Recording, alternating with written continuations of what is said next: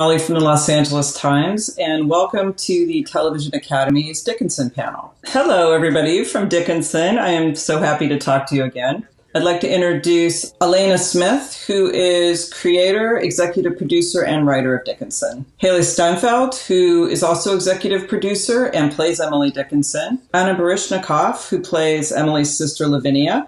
Toby Huss, who plays Emily's father. Jane Krakowski, who plays Emily's mother. Adrian Ensko, who plays Austin, Emily's brother.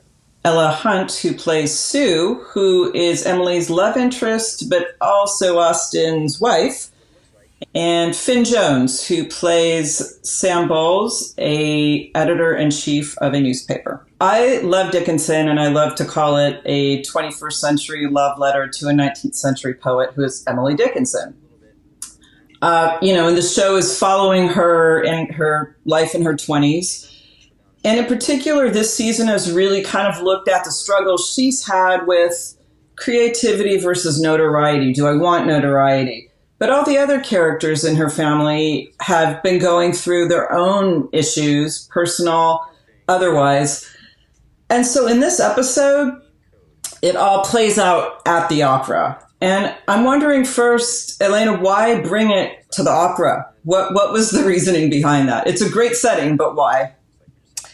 Well, I guess there's a few different answers. One is just fantasy. What could be better than having a sort of extravagant bottle episode set in an opera house, and getting to take all the costumes up to 11. And I think also, I come from the theater world. A lot of people who work on Dickinson in production and in terms of our cast come from a theater background. And I think this was like a celebration of all of our strongest talents in a certain way. This feels like an episode where all the collaborative spirit of the show really came to the table and everyone got to bring their best. The other reason was, I suppose, that it's interesting because opera, we think of it now as being a very old-fashioned pursuit, but opera at the time of our show, which season 2 takes place in 1859, opera was brand new, and it was a new trend that had just come to America from Europe, and it was very much a kind of like status, see and be seen type of place, and if you know kind of vibes. And I think that just, in terms of Dickinson as a show where we're always trying to like make the past present, make the present past, it felt like such an interesting moment to look at this thing that we think of now as being quite old when it was actually entirely new. It brings the opera house and the period to life in such a great way, but also what the series does so well is tie all of what's going on with these characters to modern times. It's topical in a way, but it also like reaches you emotionally. And Hailee, I wanted to ask you, with Emily, she has had all these internal struggles with her writing. And this is in a time when, women they didn't have a lot of choices, and there were no choices practically for, LGBTQ. So I kind of wanted you to talk a little bit about like what that meant in terms of playing and bringing Emily to life this season, and particularly in Split the Lark, because there's so much going on in that episode. Much like Alena mentioned, this show overall is and has always been about seeing and being seen. And this is about a young woman who is living in a time where she's just completely ahead of it, and she's just very misunderstood in her current life and time and situation. In all of season 2 and a lot of in episode 6, she is searching for answers to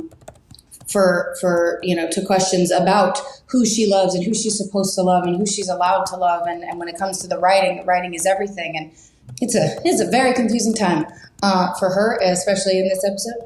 But I have loved so much finding the truth and the honesty that is behind acting on what makes you feel the most true. And with Emily, she always resorts back to what that is, and that's her writing, and that's sharing her writing with Sue, who she is in love with, forever in love with. And there are other people that come into her life that she also falls in love with, whether it's them or the idea of them. And with Sam Bowles, it's like there's something very enticing about this man and very interesting and intriguing to her, but scary. There's a safe zone with Sue, and there's just this beautiful love between them that they have that cannot be diminished, even though she's married to her brother. Makes things a little tricky, but yeah. The conversation too that she has with the opera singer I found that whole dialogue, it was beautiful and it was heartbreaking. And when you were doing that, I mean, it just felt, I don't know, what did that feel like doing that scene? Because it just was amazing. It really was. You know, I have to say, season 2 was probably in ways more of a challenge to me than season 1. I think because Alena will probably laugh at this. I went to her so many times, just like so confused by so much. And it took me probably to the end of the season or finishing the season to realize that it was because I was so sort of in what Emily is going through in season 2. You know, as far as fame goes and this sort of outburst of celebrity culture and technology it's very much the world we live in now. I had never really taken the time to think about fame or my relationship to fame. And in that specific conversation that is had in that moment, I was learning a lot about what fame is and what it can be. And it's something that, sure, seems very desirable until you get it. And in that moment, Emily realizes that she has no control over this thing, right? So far in her life, she's had control over what she writes, how much of whatever subject she writes about, and she controls who she wants to see it. Now she's being told that, you know, it can absolutely tear you apart. And in that moment, it's like, it was a very weird thing for me to hear. But yeah, I don't know. It was very challenging to sort of be so in it. But that specific scene is really beautiful. So Anna, Lavinia has clearly studied up before going to the opera. She knows a lot about the opera when she gets in there. She's very excited. But she's kind of really had this drastic change from season 1, where I saw her as, you know, immature, kind of self-centered. And now she is really just kind of has this lust for life. But she's also with somebody who's not particularly her intellectual equal.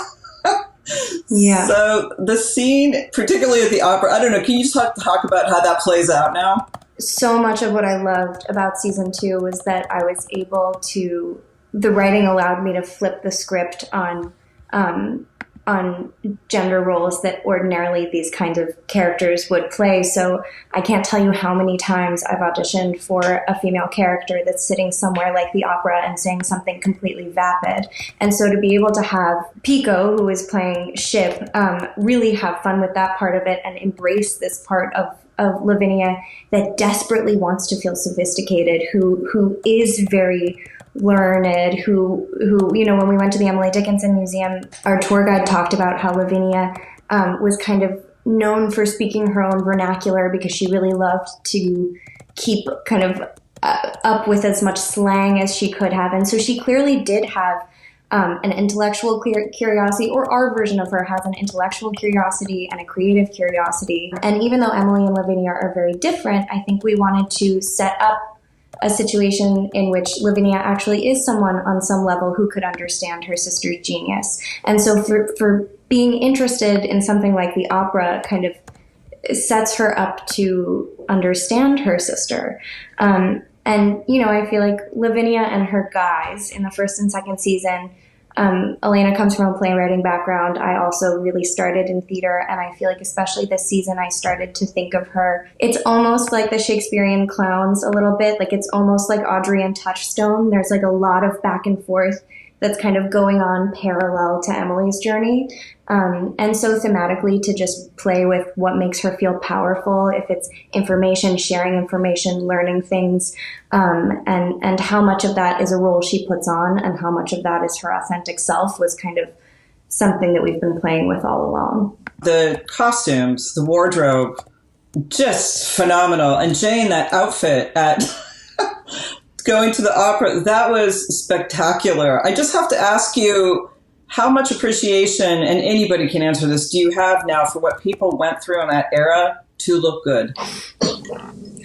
Beyond. And it is, once again, so favored towards the patriarchal society where they are free, comfortable, and the most fanciful, where I feel most of the time the women are far more bound and less decoratively dressed. The opera was a beautiful moment and Alena said so wonderfully, that everyone in our design teams brought their A game completely. And Jen does an incredible job with our costumes. And I felt like really read our characters and tried to elevate them to the next level of who they all could be, especially in that particular episode. But I know it is not lost on any of us women that we are doing our housework completely bound, that we are in pain for most of the shooting of the film, as have, I know, every other actress who's been in a period drama in their corset. It's not particular just to us, but it does slam you right into the time period and the constraints of women at the time, because you are so bound in these outfits.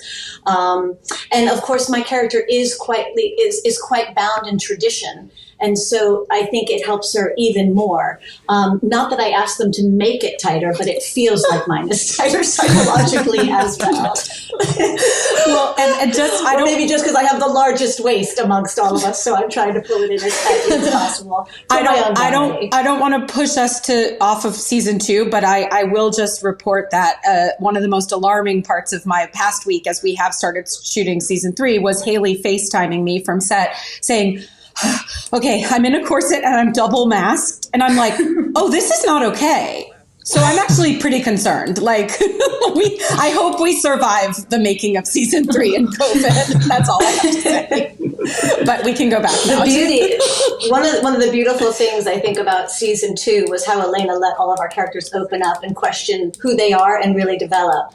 My character had such strict traditions in her heart and in her way of being that I think she was holding her own children back. And the fact that she got to embrace and be okay with who her children are and actually still show love as a parent was such were my favorite scenes and the greatest growth I could ask for a character, to be able to show that she's an okay mom, even though she may have been raised under a different time period and different traditions. For both the Dickinson parents, Toby, it's like you both have been challenged by your kids and by the times, right? And by the things changing. And it's sort of like how your characters have changed has been particularly interesting. I mean, Jane, the servitude, right? And the bound to tradition, but also resenting that, pushing back against it, but then feeling bad about it. You can see it, right? And then with Mr. Dickinson, he just was so staunch and he's softening up, but then he's also seeming to question things as well. I think it's hard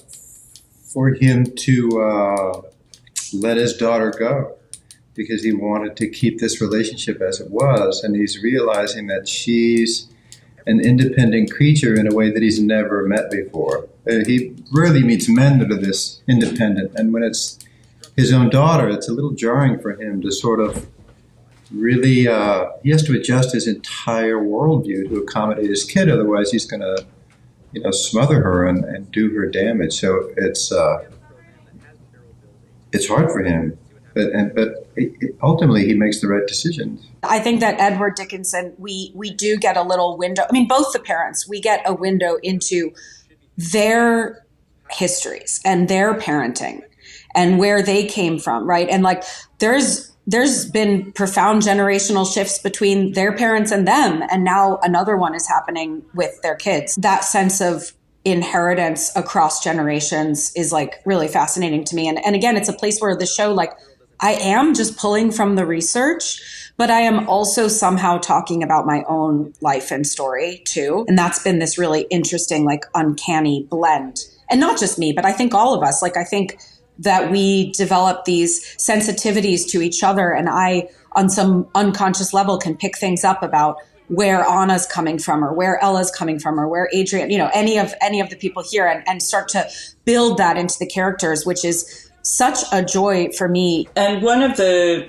really wonderful things about this show is that the supernatural is woven throughout this, which is so interesting because it just adds another layer to it. And this isn't really a question, it's an observation, but I just love it.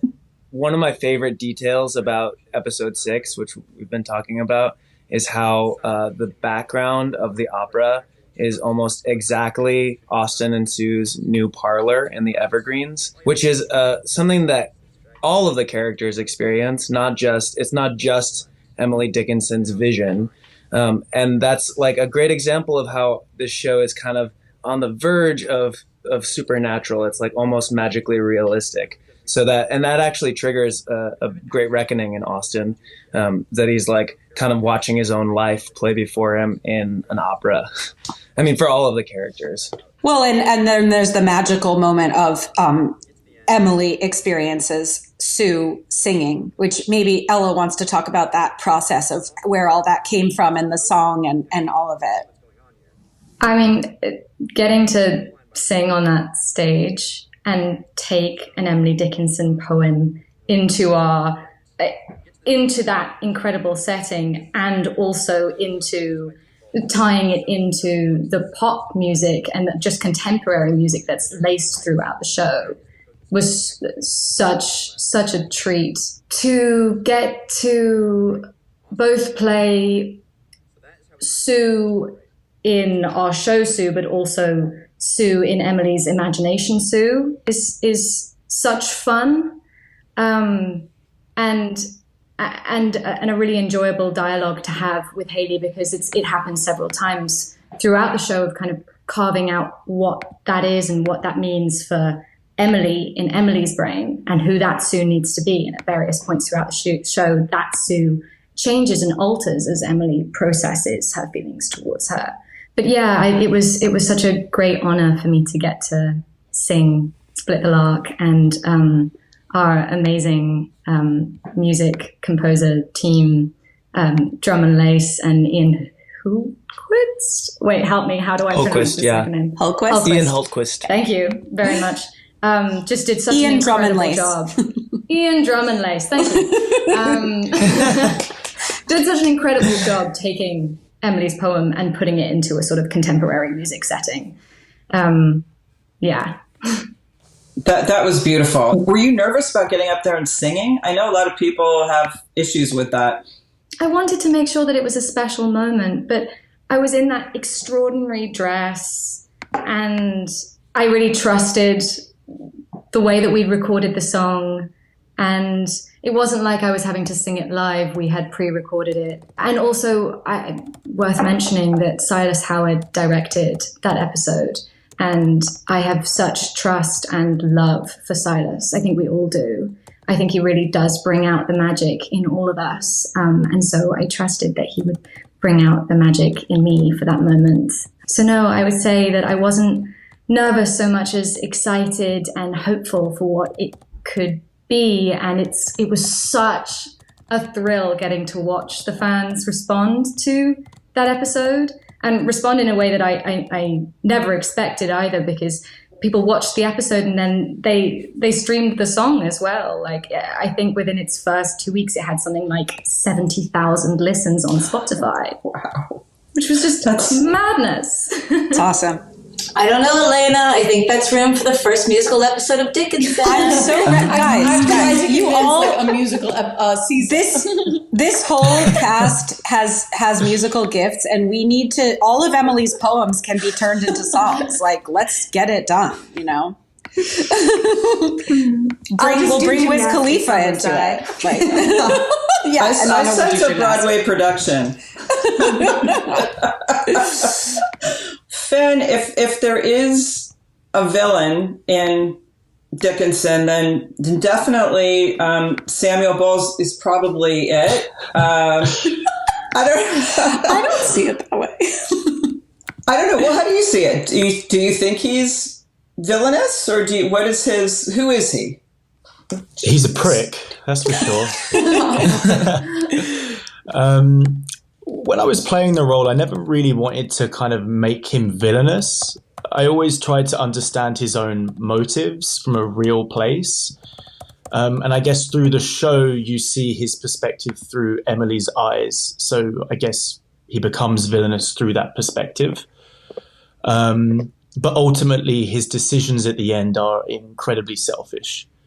I think he only really cares about the empowerment of his own conglomerate, and he's willing to say anything and do anything to retain that power and expand his empire. And so, yeah, he's very selfish. He's very manipulative, especially in that episode, in episode 6. Like, I mean, that's just a crash course in how to gaslight someone. And I think seeing that, it's incredibly frustrating. And I think you really start to see how manipulative and just how much of a prick the guy But it's really interesting, is. though, because, I mean, Sue is gaslighting Sam in that episode, I think. There's Interesting. Many things are going on. There's a lot going on. Yeah. And also, I don't think it is purely gaslighting from Sam either, because I do think that he cares about Emily's art. I do think he wants to uphold this incredibly creative female voice, and he does really care about her. But at the same time, he's trying to hide his motives as well. So it's very complicated. And I really enjoyed that about the character. I enjoyed that it was very nuanced and it wasn't just very clear-cut villain behavior. Like there was lots of different threads running through it.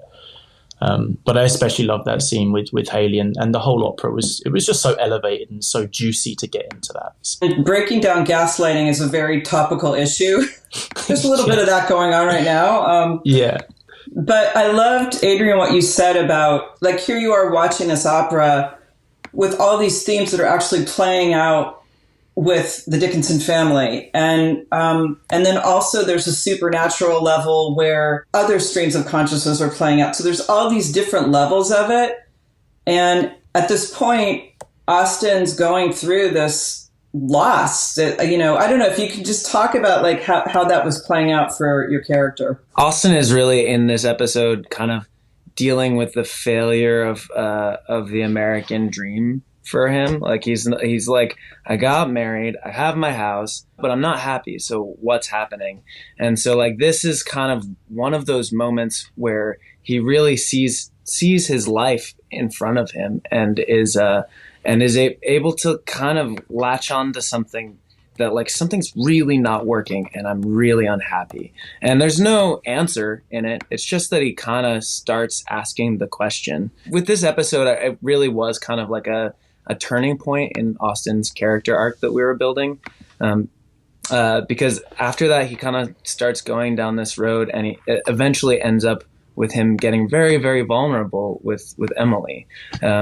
So his life is kind of falling apart, and he starts seeing it in this episode. And that's what I love about this episode is that like you kind of see the liminal space where the dream is becoming solid to Austin, and he's really seeing how unhappy he is. Any of you, but Alena particularly, can you talk about just what it took to bring a 19th century opera house to life? I mean, that had to be a massive challenge.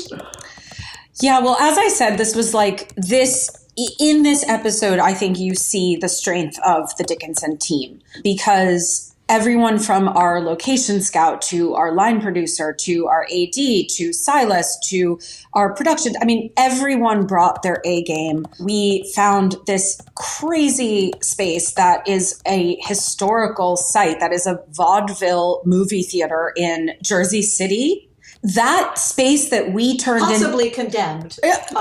Certainly not safe for COVID. Let's put it that way. Like we're not shooting there this year. Not a lot of ventilation in that place.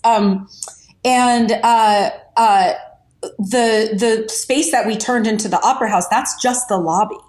I don't know if any of you guys want to share about the. Yeah, I mean, like there's like a 5,000 seat theater right behind. I mean, I don't know what the numbers are, but it was crazy. I've never seen a space like that. It's actually very moving to me because it reminds me of how in previous times, movie going was such a gathering space for people, for immigrants, for New Yorkers, New Jerseyites, like people. I mean, I could just imagine my grandmother going to a space like that, and how I hope we get to go back to the movies, but that's a separate thing. So yeah, and then we turned it into this opera, and then we had a real opera performed there. We got an opera director who we cast opera stars. We performed La Traviata there on the stage, and it was such a complicated collaboration between our music supervisor and our editors, and with the composers making Ella's song and Adelaide who played, Kelly who played Adelaide, and then her turning it. I mean, the whole thing is really of a piece with each other. And, it's unlike anything I've ever made before. And I think the fact that you can have, you know, a scene like Hailee and Finn's scene in the box, that's some of the most beautiful, grounded, naturalistic acting that we've had in our show. And then the joyful Jane and Toby dancing in the lobby. That's one of the best moments for Mr. and Mrs. D. And their marriage seems to actually have a little zest to it, still going there. And then, you know, the magic realism that we've all been talking about, and, you know, like that all of it can come together in one. I really do think that people could watch this episode as its own thing. You don't have to have watched the rest of the show. You could just watch this episode and it would be an enjoyable, like, short film. And that's something I'm really proud of. Just also from the actor's perspective of watching the design happen, I'm always blown away by details that have been developing throughout the season that make their way into an episode like 206. Like, for example, with Lavinia, she's become really obsessed with this woman, Lola Montez. She's kind of embracing her sexuality. And so our costume designer, Jen Muller, is like, well, what if we do something that shows a lot of the shoulder? Because that's pretty suggestive for the time period. And then Lola Montez wore a lot of flowers in her hair. So what if we have a floral piece? And everyone starts working together. And, you know, that part, Lavinia, that part of her through line doesn't even get mentioned in the season, but it's woven creatively through the design in this way that I just love getting to collaborate in that way as an actor, but then also looking at everyone else's costumes and picking up on those details that have been so thoughtfully added. It's just extraordinary. I don't know if I can ask this at this point, but can I ask what we can expect from season 3? In channeling a lot of what we've all been through this last over a year now, I am just so grateful to be back and to be working on a show that I love and have so much fun making, but that says so much about so many things that are so important for us to acknowledge and be aware of. And this show has done that so well for 2 years now, and it constantly blows me away how. And I actually, I'll admit, watched season 2 as it came out. And it was so incredible to see, like, in real time, these people reacting and having these conversations, about what this show is about and what it means to them and what they're going through. And I think that it will hopefully have that same effect with this next season, because every year we dig a little deeper, we get a little more underneath the skin of it. And I think we all know exactly who we are this time around. We know these characters, at least. There's still some figuring out going on always with the Dickinsons. But I just feel very, very lucky to be back and to be with this group of people and to be telling a story that really matters. Same. Thank you for saying it so nicely, Hailee, for all of us. Well, thank you so much for talking about this wonderful show, and I'm looking forward to season 3. Awesome. Thank you, Lorraine. Thanks, Lorraine. Thank you so much. Thanks, Lorraine. Thank you.